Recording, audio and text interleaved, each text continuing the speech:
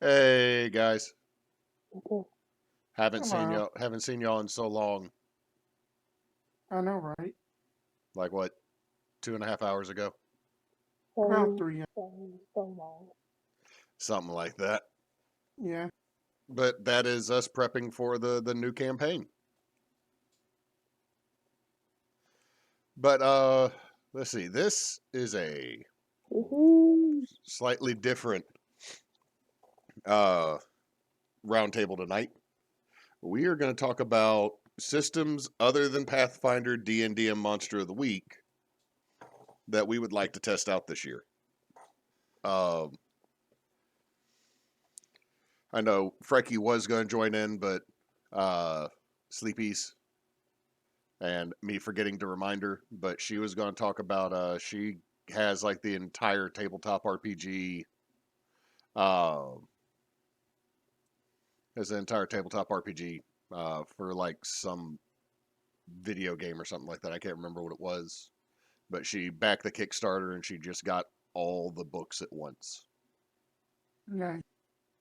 So I'm hoping we can convince her to run that because it would be super fun.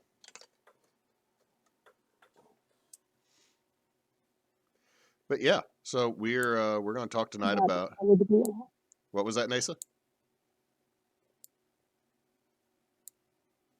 I told you I'm on a severe delay. I said that would be awesome. Yep. So I'll let one of y'all start. What is a system that you really want to try out this year?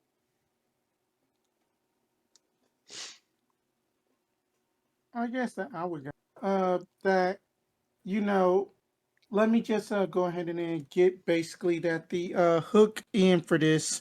So basically, that the too long didn't read version is basically that the old DC that the old DC or else Marvel cartoons, X-Men, Super Friends, the tabletop RPG, aka Prowlers and Paragons. For those that don't know, Prowlers and Paragons is basically like a superhero T tabletop RPG that basically deals with only just you get to roll a bunch of d6s and you basically decide what happens via just comic book style.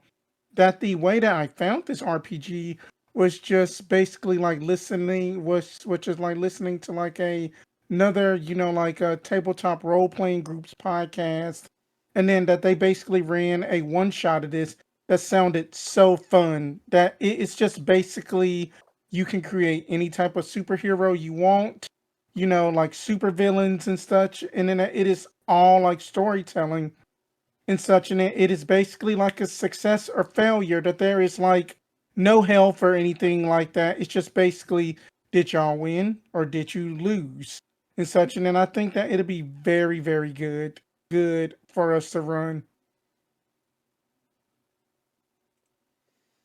So how does the system fully work other than it's D6 based?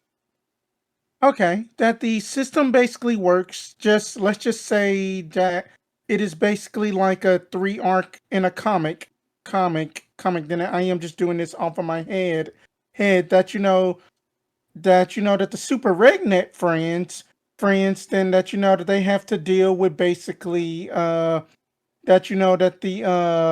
that the evil force known as basically that the white collar menace, basically that a bunch of suits that are basically trying trying to make them shave their beards and get a job or something like that.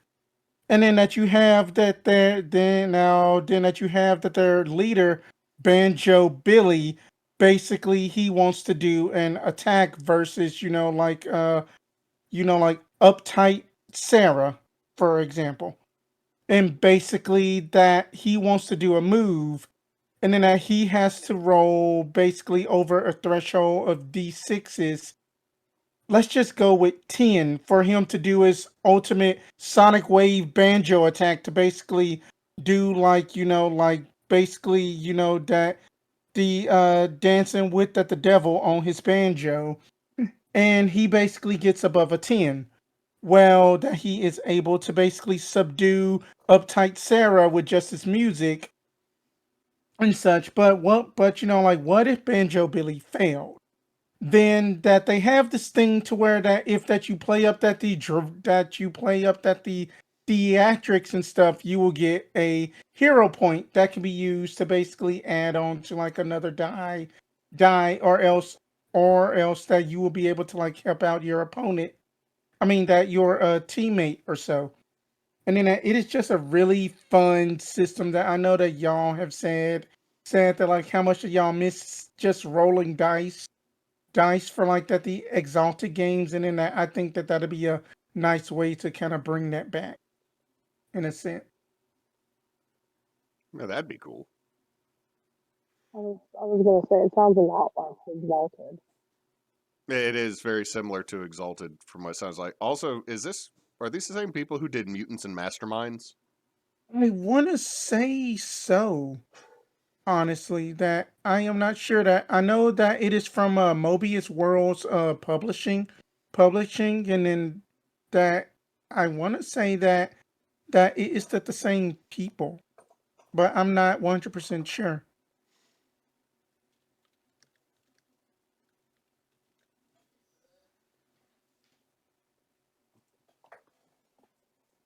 Oh, hold on.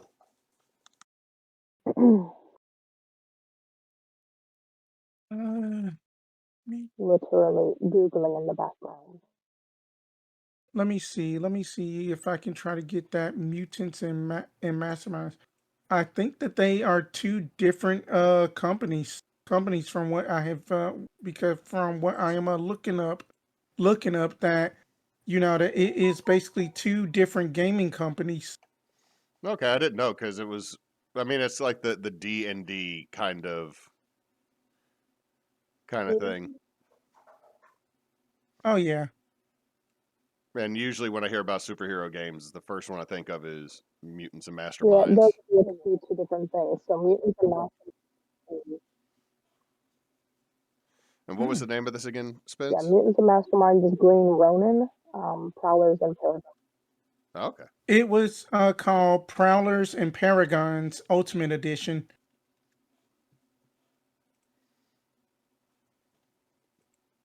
And I had just posted that the link up in our chat for us. Okay, no, I haven't seen this one before. This is cool. I am currently on Drive Through RPGs because I Googled it. Yeah, then that is that the site. But yeah, then that that the best way to describe it was that the story that I had basically like listened to was then that they were basically then that they had like created that these characters that like one character was literally named Mom. She was just a robotic talking bike that was basically doing like mom quips along with just like honey that don't forget to brush your teeth. Oh yes, and then that do you also want me to engage in just basically self destruct mode? And then that they had also had like a one of these abilities was basically like one player was basically like that this Pictomancer type for you Final Fantasy nerds out there, and basically that she was able to like summon like a Pegasus named Seamus, and basically save like Henry, that their marsupial martial arts character that who was up in a suit and fought people with just that a briefcase. It just sounds like a bunch of fun and zany storytelling.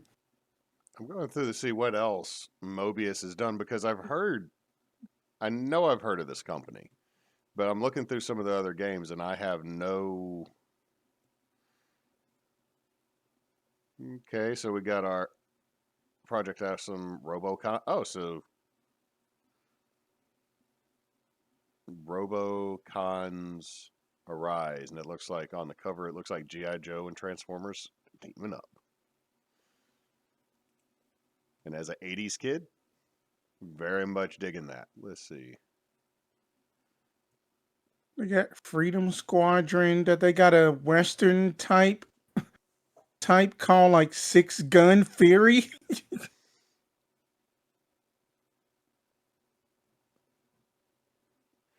Okay, I must have heard. Maybe it was this game you're talking about, Spence. Maybe it's this. No, it was a module. There we go. There's the module I'd heard of before. Okay, looks like a neat thing. Definitely something we'd have to try. I mean, people playing a superhero game would always be fun. Oh yeah.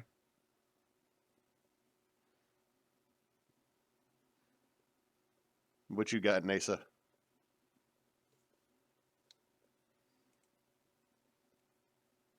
Um, new more things about Blades in the Dark.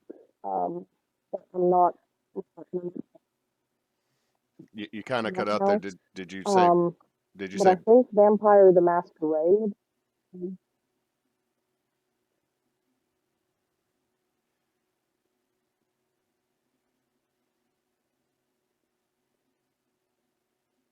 Yeah, I think that delay kind of just made you a little garbled I there. need to know where I cut out. No, you didn't cut out. It was coming through kind of garbled on my end. I know that we got a delay slash uh issue.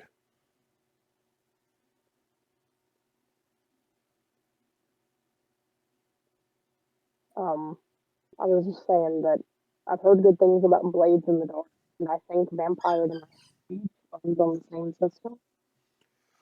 Uh, But my internet's fighting me on actually pulling it up to look at.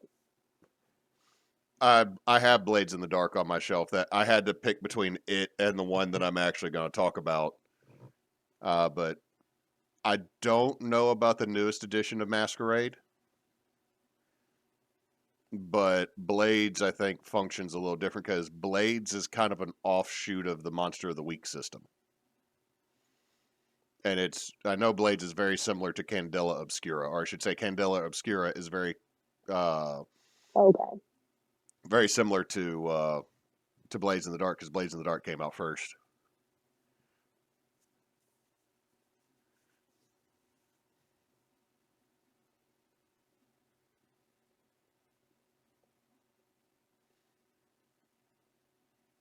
But man, I haven't played Masquerade since the '90s when like you were the devil for playing it. Um, but apart from those,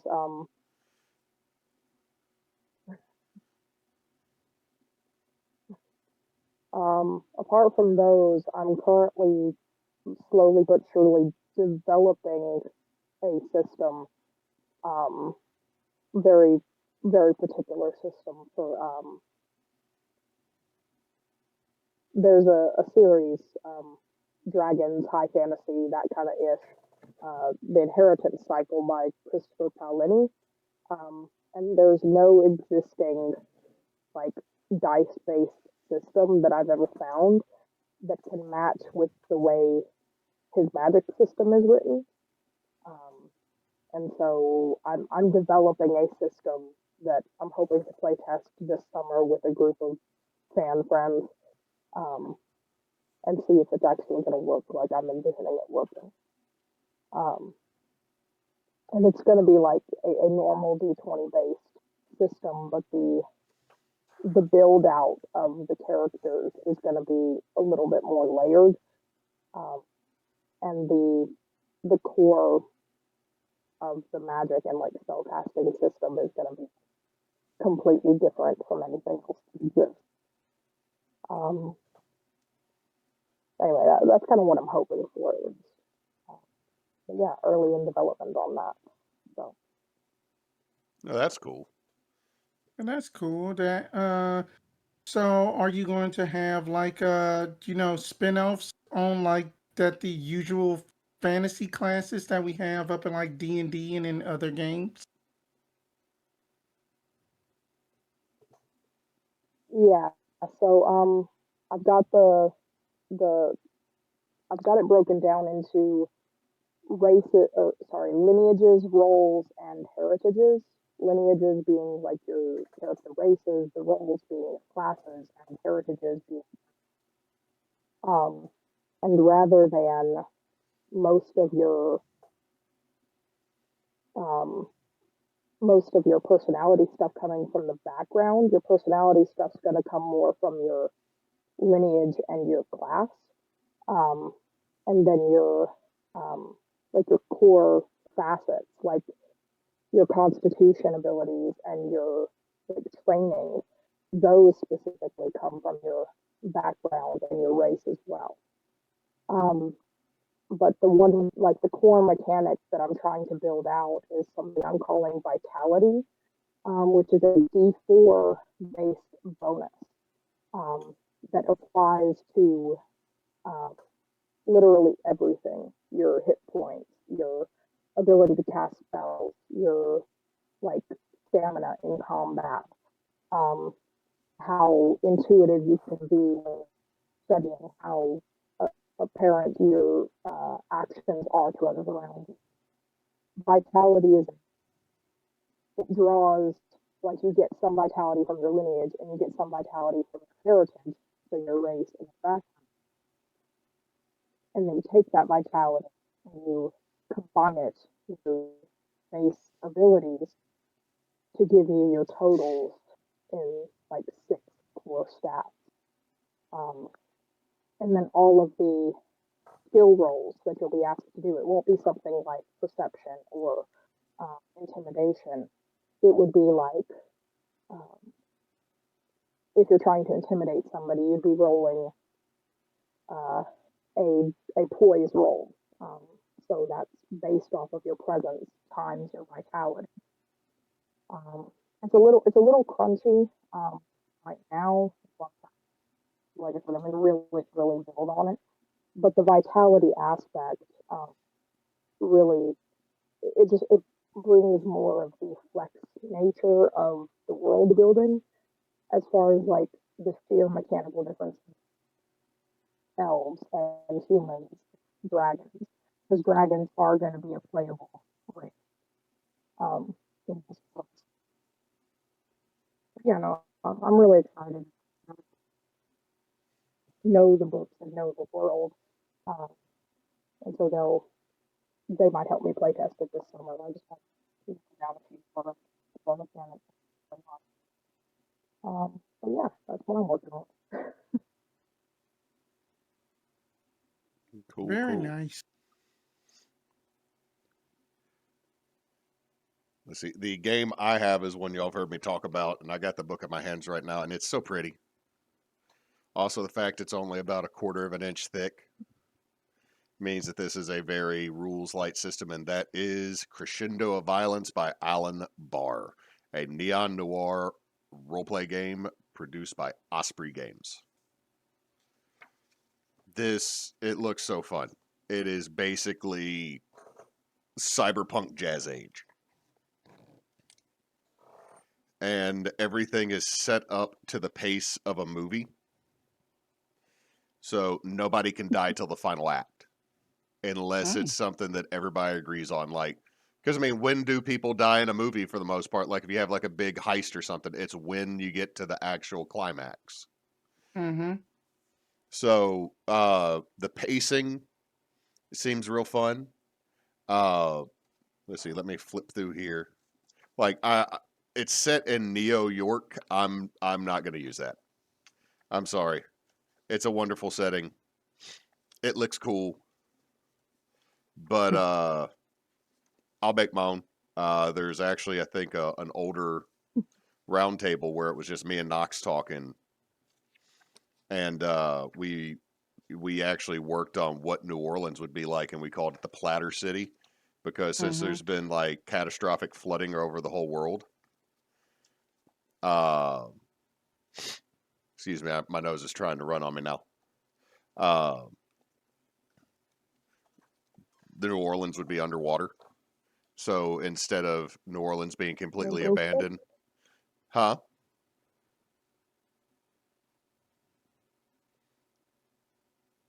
What was You that? said your nose was running, and I said, "Well, go catch it." I tried to be quick on it, but the Oh, delay. uh, but since like the flooding would have put New Orleans underwater, they didn't do that. So like New Orleans is now like on a series of scaffolding of like offshore rigs, and everything has been lifted up but the old city is still below, and you also have like a floating city from people that lived out in the surrounding areas like Metairie and all that have basically made floating markets that connect to the piers at the bottom. So something really fun. Everything is a test. So a test is when a player has to roll dice. Difficulty is how hard the test is. 1, which is easy, to 10, which is hard. And you roll d10s. And let's see. Boop, boop, boop. Like if you have a 1 difficulty, it is impossible to fail it. 10, very difficult, requires either a lot of luck or a lot of skill. Let's see. Boop, boop, boop. Not hard is a 4. So let's see.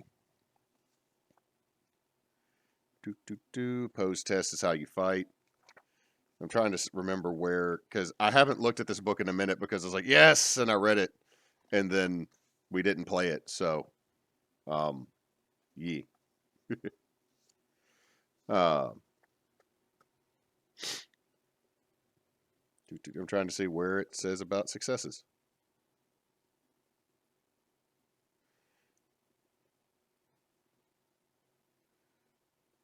That is cool about that. The interesting setting. So it's kind of like a neo base, whatever city you want to go in. That's really really interesting. Now, let's see. With it, you roll a number of d10 equal to your stat.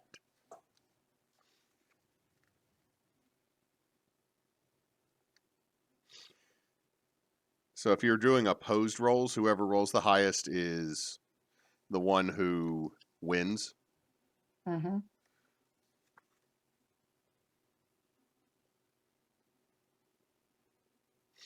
I will say this: it's one of those like, hey, if we're talking about the system, you should have like.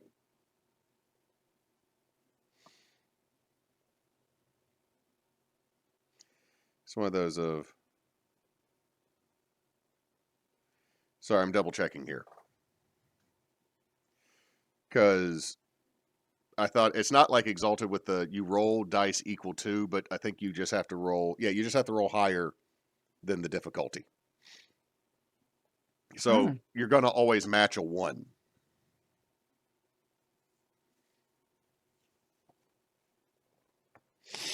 Then that is different compared to Prowlers and Paragons, to where then it is basically even versus odd determines your success or fails. Yeah, so the way it works is you talk about it, just kind of like Blades in the Dark. You talk about where everything should settle with the DM and the player. So, like, say you're trying to jump on top of a taxi. Okay, that's a 7. Well, you roll your fast, which is 3, and you get a 7, so you succeed. But if you don't, you fail. And let's see, consequences and failures. At the basic level, your PC simply fails to accomplish their task. This is the most common situation where you are making the test to determine a binary outcome, such as combat. Either you hit the mook or you don't. This is the easiest outcome for the GM to adjudicate. Alternatively, the GM can propose a partial success. Your PC succeeds at their goal, but it costs them. You get the outcome you want, but with some sort of setback or complication mixed in.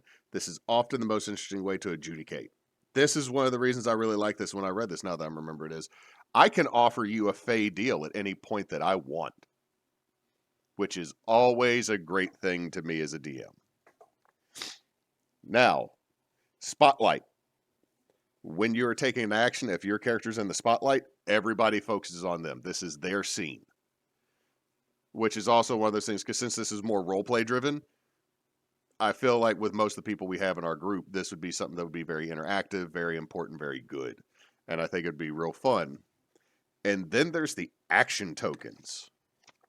So I get to hand out poker chips in this game as well. Mm. So each player has 3 action tokens, 1 red, 1 yellow, 1 green. By spending a green action token, you have good luck and advantage on your test. So you gain 2d10 to the test. Spending a yellow action means that your luck has balanced out and there are no bonuses or penalties. There is also the red chip, which is a minus 2d10 to your test. You must always have at least 1 action token, so you always have 1 to spend. If you don't have any action tokens for any reason, take all 3 back. So you always have these, and it's an additional resource that you have to actually marshal and think about what you're going to do with it. So you must spend all of your action tokens before you gain any back. After you spend all your tokens on actions, you immediately gain all 3 back unless another rule such as death overrides this. You should always have between 1 and 3 tokens. You must spend an action token whenever you take an action and roll dice. So I think this is great because it does automatically give you, like, this is about to be a harder roll than you think it's going to be because of that -2. The other reason I like this, as I flip through, as the DM, I don't have to do much unless it's combat. I will then either roll violence or fast. That's all I got to do. And again, that is one reason I like this.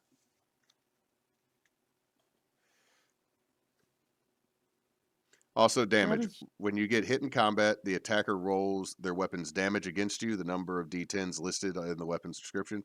When rolling damage, the highest number rolled exceeds your resolute path rating. You suffer one of the following effects. Lose 1 momentum, your green or yellow action token. You are knocked out of the narrative until combat is resolved, or someone spends a green action token and an action, no test needed, to bring you back into it. So it could be you get knocked out immediately, or you lose some stuff, or you end up with some consequences. Let's see, momentum. Characters gain momentum by succeeding on test. There are 3 ways to gain momentum. Whenever a character rolls a d10, they gain 1 momentum for each d10 rolled. Each 10 rolled. You can spend reserve to gain momentum. You can use prepared downtime actions to gain momentum. A character can never have more than 5 momentum at once. When a character gains momentum, the player simply takes a token and places it in front of them. During the game, characters can spend momentum for special effects like you spend 1 momentum to recover an action token. Each player can only do this once per session. Various talents may lend momentum to specific effects. You don't. You don't. Spend 2 momentum to negate one of the GM's momentum spends. Like, you can spend some of yours. It's like, no, you don't get to do that. Uno reverse. You can also spend momentum to seize the spotlight so that you can continue your moment. So it's just is real fun, and it seems like a completely different system. I like the aesthetic because it's cyberpunk without being as crunchy as cyberpunk. Yeah, and then the way you break it up is the intro setup, which is a session 0, act 1, act 2, act 3, and then you have an outro. So it just seems so cool. That sounds cool. I mean, then that all of the ones that we have mentioned that all of them seem like then that they have like a arc or else phase system, like phase 1, phase 2, phase 3, etc. And I haven't even gotten into like some of the stuff, because I haven't read it. There's also the archetypes you can go through. Like, you pick professions like hacker, hollow star, investigator, musician, suit, veteran, and I guess that's it, because then it just goes to talents. You can get blind luck. But again, it's a super short book. So it's one of those I feel like we could pick up with very little, like, delving into Pathfinder, I'm learning as we go. I did the same thing with 5e, but, I'd also had 3.5. Oh, hold on a second. Yes, baby? Oh, okay. Emily walked in and the baby's just smiling at me. I thought I was going to find out I need to change a diaper or something. Just because I bring you her, you change the diaper. Sometimes. I've been told. Other games I've got sitting on my shelf right now, I have Root, which I think Nasa would like Root. I know Claire would like Root. It is a Monster of the Week system, but you play a small woodland fantasy creature. I think it's sort of It is ridiculously cutesy. I got Blades in the Dark that I need to look over and read, and I also bought Scum and Villainy. But I really hope Chris runs that again because Scum and Villainy was fun. It sounded fun. Mhm. I also want an excuse to play Aggie again because I love her. Chain smoking mechanic giant humanoid turtle. That I now that I was up in at the bookstore that the other day, and then I was like, that Miro may actually like this RPG. It is called Flames of Freedom.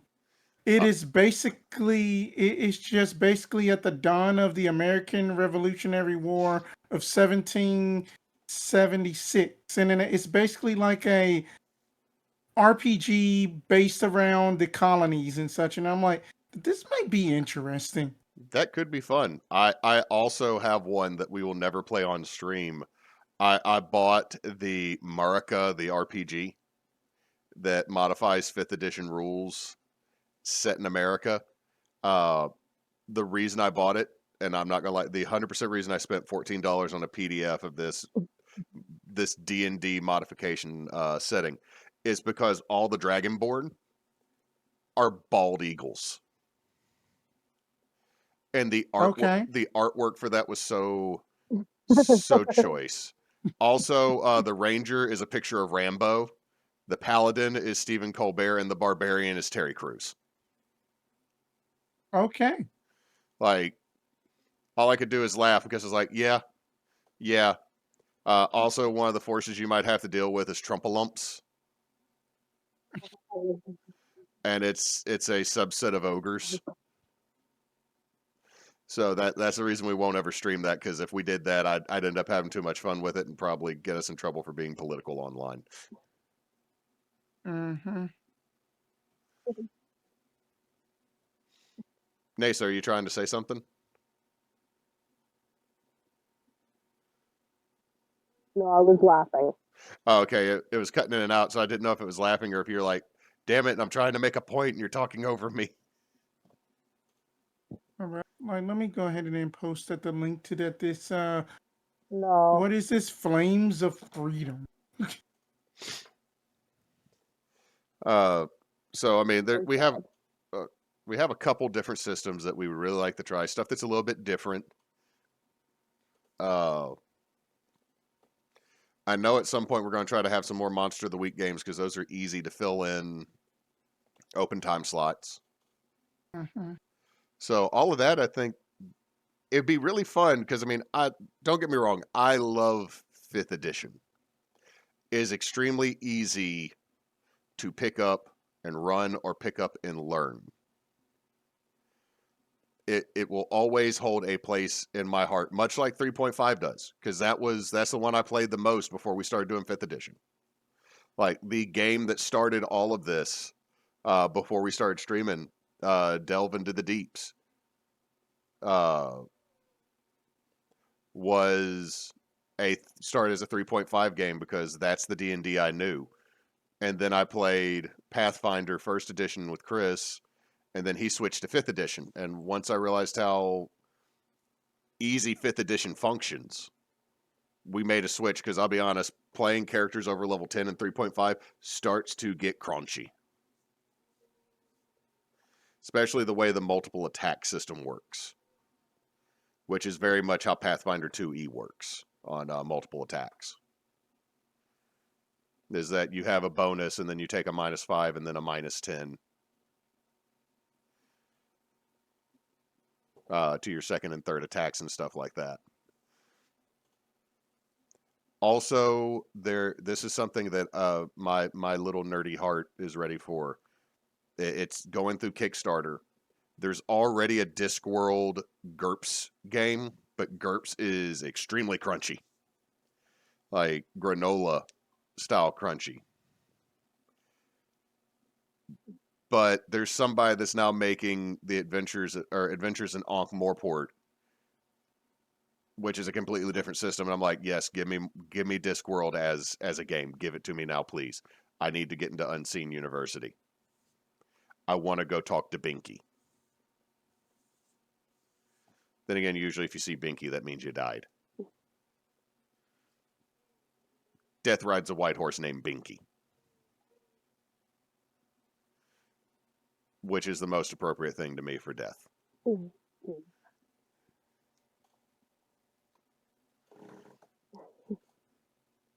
So, yeah, these all sound like fun systems that we need to give a shot. I really wish I remember the name of the game that Claire looked into, because she got the board game and the TTRPG that's connected to this video game. Like, and it's a lot. Like a lot, and I I want. know Skyrim has a board and a TTRPG. It's not Skyrim. It's God, I can't remember. It's because Claire and Moose play way more video games than I do, so I do not know. However, I am trying to find it, but continue. I do know while I was looking for other systems that someone was on Reddit was asking when are they going to make a tabletop game of Baldur's Gate, and I'm like, okay, so who wants to tell them? Who wants to tell them? Right? Oh God, we've gone full meta. We've Too gone. meta. We have come full circle. Like, when are they going to make a video game and TTRPG for Honor The Among fourth wall is Thieves? now. The Battle of Napoleon. While I'm just looking for this game, I'm like, wait, Oh, that they got one based on Napoleon Bonaparte. That's amazing. That is going full circle on everything with RPGs, because when D&D was made, the big thing was wargaming, Mm-hmm. and the wargaming that they did were Napoleonic and War of Mhm. 1812. So that's the reason we get the whole term grognards, is because Really? it means the grumblers. Like, Napoleon had these troops that were known as grognards, and you wanted to be a grognard then because that means you could actually go up to Napoleon and start bitching to him about stuff and not get in trouble for it, because you've served and worked for him for so long, he respects your opinion. So that's where that comes from. So having a TTRPG set in the Napoleonic era is kind of coming full circle, because some of the earliest miniatures for Dungeons and Dragons were just, 1800s war game minis.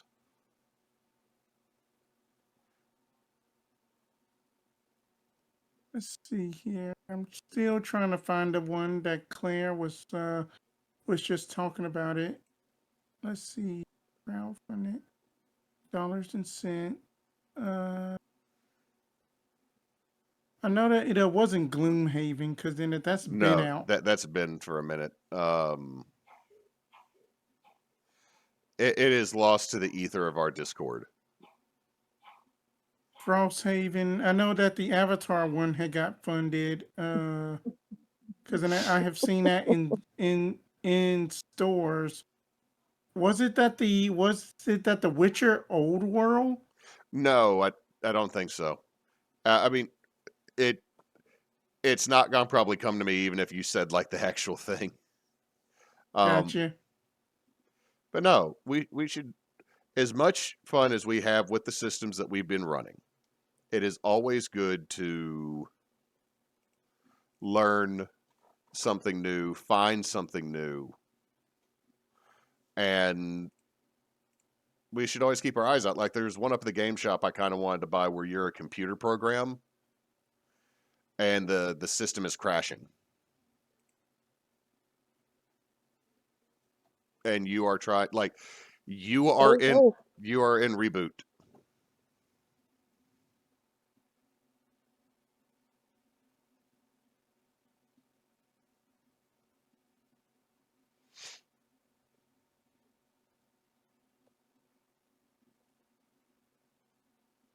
that sounds interesting because then that one thing that I have been noticing of like these asymmetrical multiplayer games such as Texas Chainsaw Massacre and Dead by Daylight, then that they got their own board games now.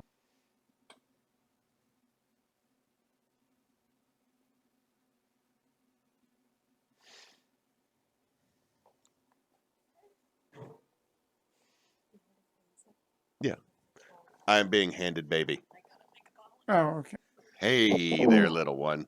Hey, can you say hi? No, don't grab it. No. You can say hi, but don't grab the microphone. What you gonna do, huh? What you gonna do? She refuses to sit down now. You have to force her to sit down, or else she is just gonna stand on your leg. All right. Well, instead of rolling, I'm going to say, since this is my last time hosting this for a very long time, I'm passing the torch back off to somebody else to do bonus roundtable for a little bit.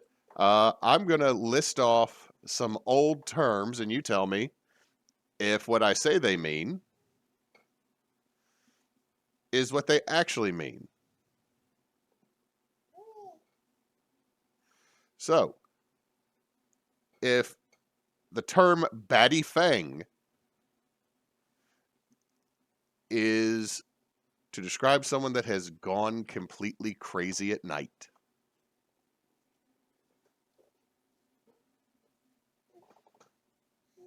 I'm gonna say yeah, because then that it is a derivative from basically a I'm gonna modern. go. What's that, Nasa?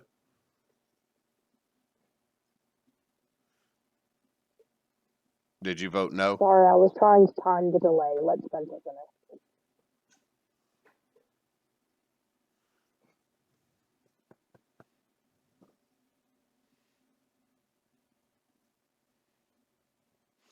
Okay, so Spence is a yes. Nasa, you were a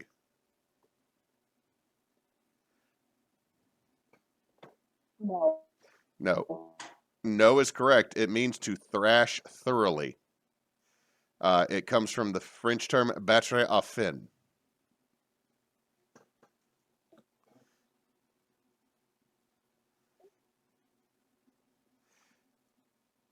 Basket of oranges is a Victorian Australian term for a very pretty woman.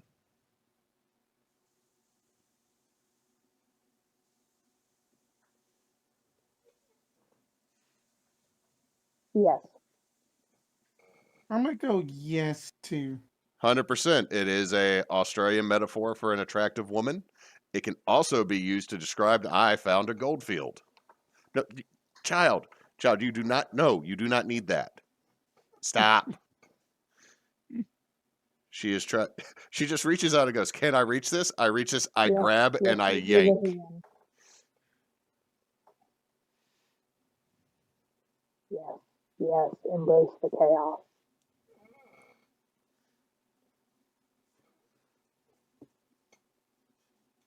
The Victorian term "butter upon bacon" was to mean this is wonderful.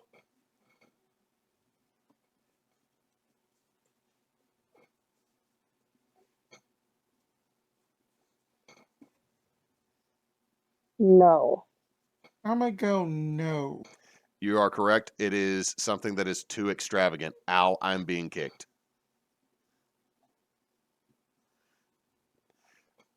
I'm not going to do that one because that one's just inappropriate. The phrase is, "Can't you feel the shrimps?" Oh god. I'm not going to tell you what it means. It's just super. It's super inappropriate.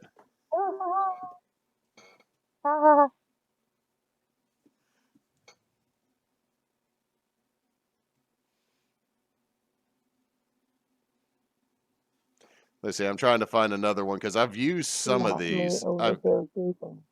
I've used some of these before. A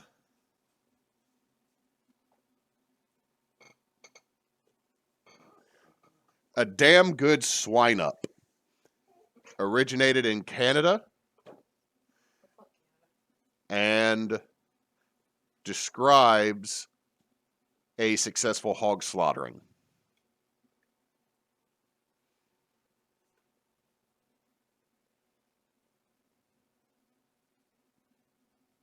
No. I'm gonna go yes. The answer is no, it's from America, and it means a loud fist fight. Fair enough. Okay, I'm not doing this one either. Dizzy age. That's just mean. Victorians were mean.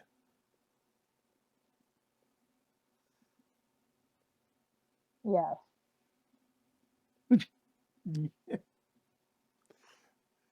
Evening Wheezes was the Victorian version of fake news.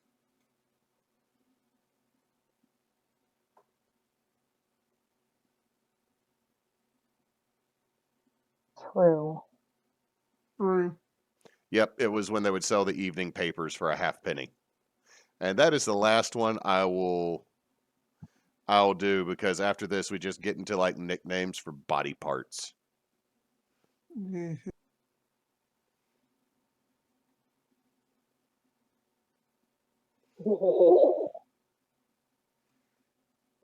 Like nose bagger.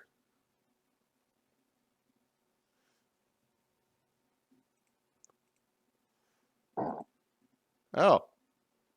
Thank y'all guys for sitting down and talking about some games that we might try to play here in the future. Spence or somebody else may be taking over the reins next month. We will see. I'm going to be moving to more of a production assistant role for a couple of months to, excuse me, because my house is going to be the on Sundays where we actually play games. So I kind of would like my evenings on Sunday for a little while to be a little more quiet after everybody goes home after games. So I've enjoyed hosting again for this last year. Again, thank you all for attending. See, we are Team Bonus Action. You can find us at teambonusaction.com, made by our very own Fricky V. You can find us on YouTube, Instagram, Threads, Blue Sky, and Facebook as Team Bonus Action. You can find us on Twitter as bonus_team. Also, we have a sister podcast known as Backyard Obscura that is Grave and I talking about weird shit throughout the backwoods. Some of the lesser known like supernatural stuff and mostly cryptids, though I believe Chris is going to dabble into a little bit in the true crime. So if you can, give us a listen on that on your podcatcher and share it if you can. And tomorrow we'll be back with Holy Winds, and then Wednesday we'll be back with Redwell, and then next Sunday we'll be back with Durawan and a kitchen table. Hey, and guys, since Knox is not here, Don't let your meatloaf. no, I was waiting for Nasa. That was bad. Don't let me love.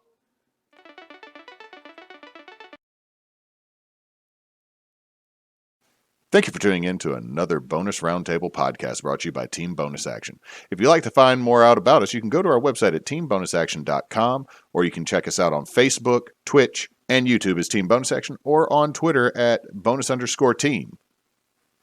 And since Knox is not here, don't let your meatloaf.